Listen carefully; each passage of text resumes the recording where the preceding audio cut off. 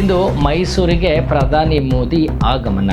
ಇಂದು ಮೈಸೂರಿಗೆ ದೇಶದ ಪ್ರಧಾನಿ ನರೇಂದ್ರ ಮೋದಿ ಅಧಿಕೃತವಾಗಿ ಭೇಟಿ ನೀಡಲಿದ್ದು, ನಗರದ ನಾರಾಯಣ ಶಾಸ್ತ್ರಿ ರಸ್ತೆಯಲ್ಲಿ ನಿರ್ಮಿಸಲಾಗಿರುವ ಐತಿಹಾಸಿಕ ವಿವೇಕ ಸ್ಮಾರಕವನ್ನು ಲೋಕಾರ್ಪಣೆಗೊಳಿಸಲಿದ್ದಾರೆ. ಸ್ವಾಮಿ ವಿವೇಕಾನಂದರು ಮೈಸೂರಿಗೆ ಭೇಟಿ ನೀಡಿದ ನೆನಪಿಗಾಗಿ ಹಾಗೂ ಯುವ ಜನರಲ್ಲಿ ಸ್ಫೂರ್ತಿ ತುಂಬುವ ಉದ್ದೇಶದಿಂದ ರಾಮಕೃಷ್ಣ ಆಶ್ರಮದ ವತಿಯಿಂದ ಈ ಭವ್ಯ ಸ್ಮಾರಕ ಮತ್ತು ಸಾಂಸ್ಕೃತಿಕ ಕೇಂದ್ರವನ್ನು ನಿರ್ಮಿಸಲಾಗಿದೆ. ಪ್ರಧಾನಿಯವರ ಭೇಟಿಯ ಹಿನ್ನೆಲೆಯಲ್ಲಿ ಮೈಸೂರು ನಗರಾದ್ಯಂತ ಯಾವುದೇ ಭದ್ರತಾ ಲೋಪವಾಗಿದಂತೆ ಬಿಗಿ ಪೊಲೀಸ್ ಬಂದೋಬಸ್ತು ಹಾಗೂ ಹದ್ದಿನ ಕಣ್ಣಿಡಲಾಗಿದೆ.